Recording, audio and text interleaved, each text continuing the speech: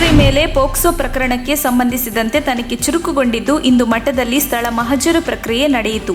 2 ಗಂಟೆಗೂ ಹೆಚ್ಚು ಕಾಲ ನಡೆದ ಸ್ಥಳ ಮಹಜರು ಪ್ರಕ್ರಿಯೆ ಬೆಳಿಗ್ಗೆ 11:48ಕ್ಕೆ ಆರಂಭಗೊಂಡು ಮಧ್ಯಾಹ್ನ 2:20ಕ್ಕೆ ಮುಗಿಯಿತು. ಬಳಿಕ ಮುರುಘಾ ಮಠದಿಂದ ಡಿವೈಎಸ್ಪಿ ಕಚೇರಿಗೆ ಸಿಬ್ಬಂದಿ ಕರೆತಂದರು. ಪ್ರಧಾನಿ ನರೇಂದ್ರ ಮೋದಿ ಕರ್ನಾಟಕಕ್ಕೆ ಪದೇ ಪದೇ ಗೊಂಬೆ ಕುಣಿಸಲು ಬರ್ತಾರಾ ಎಂದು ನಾಗಮಂಗಲದಲ್ಲಿ ಮಾಜಿ ಮುಖ್ಯಮಂತ್ರಿ ಎಚ್.ಡಿ. ಕುಮಾರಸ್ವಾಮಿ ಕಿಡಿಕಾರಿದ್ದಾರೆ. ರಾಜ್ಯಕ್ಕೆ ಏನು ಕೊಟ್ಟಿದ್ದಾರೆ ಎಂದು ಮೋದಿ ಇಲ್ಲಿಗೆ ಬರ್ತಾರೆ? ಕಳೆದ 3-4 ವರ್ಷಗಳಲ್ಲಿ 40,000 ಕೋಟಿ ಬೆಳೆ ನಾಶವಾಗಿದೆ. ರಾಜ್ಯದ ಸಂತ್ರಸ್ತ ರೈತರಿಗೆ ಕೇಂದ್ರ ಸರ್ಕಾರವು ನೆರವು ನೀಡಿಲ್ಲ. ಕೇವಲ ಭಾಷಣ ಮಾಡಲು ಪ್ರಧಾನಿ ಮೋದಿ ರಾಜ್ಯಕ್ಕೆ ಬರ್ತಾರೆ ಎಂದು ಆಕ್ರೋಶ ವ್ಯಕ್ತಪಡಿಸಿದ್ದಾರೆ.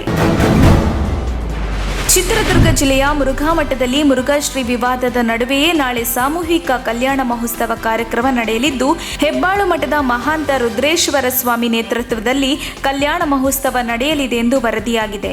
ಮುರುಘಾ ಮಠದ ಪೂಜಾ ಕೈಂಕರ್ಯ ಉಸ್ತುವಾರಿಯನ್ನು ಗುರು ಮಠಕಲ್ ಮಠದ ಶಾಂತವೀರ ಗುರು ಮುರುಘರಾಜೇಂದ್ರ ಶ್ರೀ ವಹಿಸಿಕೊಂಡಿದ್ದಾರೆ. ಜಿಲ್ಲಾ ಪಂಚಾಯಿತಿ ಮಾಜಿ ಉಪಾಧ್ಯಕ್ಷ ಎಂಟಿ ಮಲ್ಲಿಕಾರ್ಜುನ ಸ್ವಾಮಿ, ಎಸ್ಜೆಎಂ ವಿದ್ಯಾಪೀಠದ ಕಾರ್ಯಕಾರಿ ಸಮಿತಿ ಸದಸ್ಯ ಎಸ್ ಷಣ್ಮುಗಪ್ಪ ಉಪಸ್ಥಿತರಿರಲಿದ್ದಾರೆ. ಪೋಕ್ಸೋ ಕೇಸ್ನಲ್ಲಿ ಪೊಲೀಸರ ವಶದಲ್ಲಿರುವ ಮುರುಘಾ ಶ್ರೀಗಳು ಮುರುಘಾ ಮಠದಲ್ಲಿ ಸ್ಥಳ ಮಹಜರು ವೇಳೆ ಕಣ್ಣೀರಿಟ್ಟ ಘಟನೆ ನಡೆದಿದೆ. ಮಹಜರು ವೇಳೆ ಮುರುಘಾ ಶ್ರೀಗಳು ಗದ್ದುಗೆ ಪೂಜಾ ಸ್ಥಳಗಳಿಗೆ ತೆರಳಿ ನಮಸ್ಕರಿಸಿದ್ರು.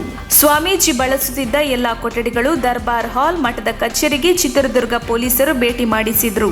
ಸ್ಥಳ ಮಹಜರು ವೇಳೆ 15ಕ್ಕೂ ಹೆಚ್ಚು ಸ್ವಾಮೀಜಿಗಳಿದ್ದರು. ಮುರುಘಾ ಶ್ರೀ ಕಂಡೊಡನೆ ಶಿಷ್ಯ ವೃಂದ ಕಣ್ಣೀರು ಹಾಕಿದೆ.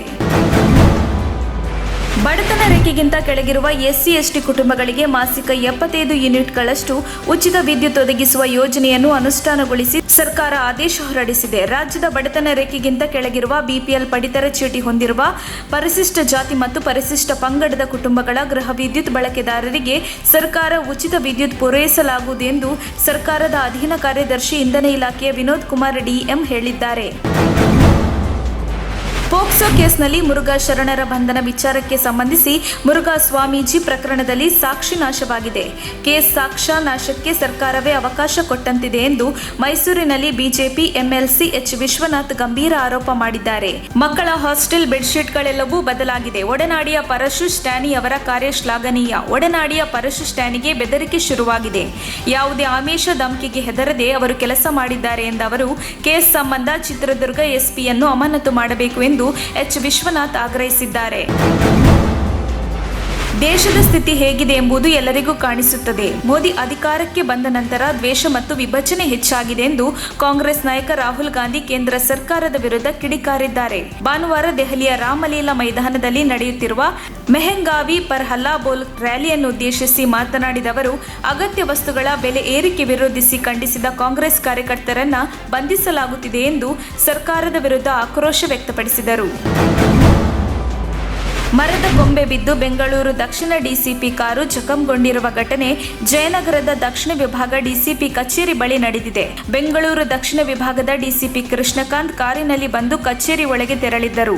ಆದರೆ ಕಾರು ಚಾಲಕ ಕಾರಿನಲ್ಲೇ ಇದ್ದರು. ಈ ವೇಳೆ ಕಾರು ಚಾಲಕನಿಗೆ ಫೋನ್ ಕರೆ ಬಂದ ಹಿನ್ನೆಲೆ ಕಾರಿನಿಂದ ಹೊರಬಂದಿದ್ದರು. ಅದೇ ವೇಳೆ ಮರದ ಕೊಂಬೆ ಮುರಿದು ಕಾರಿನ ಮೇಲೆ ಬಿದ್ದಿದೆ. ಕಾರು ಚಾಲಕ ಅಪಾಯದಿಂದ ಪಾರಾಗಿದ್ದಾರೆ. ಕೆಎಸ್ಆರ್ಟಿಸಿ ಬಸ್ ಅಪಘಾತಕ್ಕೀಡಾಗಿರುವ ಘಟನೆ ಮಡಿಕೇರಿ ಸಮೀಪದ ಬೋಯಿಕೇರಿ ತಿರುವಿನಲ್ಲಿ ನಡೆದಿದೆ. ಮಡಿಕೇರಿಯಿಂದ ಮೈಸೂರಿಗೆ ತೆರಳುತ್ತಿದ್ದ ಬಸ್ ಹಾಗೂ ಮಡಿಕೇರಿ ಕಡೆ ಬರುತ್ತಿದ್ದ ಬೈಕ್ ಮುಖಾಮುಖಿ ಡಿಕ್ಕಿಯಾಗಿದೆ. ಅಪಘಾತದಲ್ಲಿ ಕೆಎಸ್ಆರ್ಟಿಸಿ ಬಸ್ ರಸ್ತೆಯ ಪಕ್ಕಕ್ಕೆ ಪಲ್ಟಿಯಾಗಿದೆ. ಅದೃಷ್ಟವಶಾತ್ ಬಸ್ನಲ್ಲಿದ್ದ 21 ಮಂದಿ ಪ್ರಾಣಾಪಾಯದಿಂದ ಪಾರಾಗಿದ್ದಾರೆ.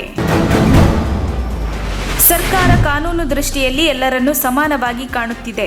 ಜನ ಅರೆಸ್ಟ್ ಮಾಡಿದರೂ ಮಾತನಾಡುತ್ತಾರೆ, ಮಾಡದೇ ಇದ್ರೂ ಮಾತನಾಡುತ್ತಾರೆ, ಏನೇ ಮಾಡಿದ್ರೂ ಮಾತನಾಡುತ್ತಾರೆ. ಜಗದೀಶ್ವರನನ್ನು ಮೆಚ್ಚಿಸಬಹುದು, ಜನರನ್ನು ಮೆಚ್ಚಿಸುವುದಕ್ಕೆ ಆಗುವುದಿಲ್ಲ ಎಂದು ಬಿಜೆಪಿ ರಾಷ್ಟ್ರೀಯ ಪ್ರಧಾನ ಕಾರ್ಯದರ್ಶಿ ಸಿಟಿ ರವಿ ಹೇಳಿದ್ದಾರೆ.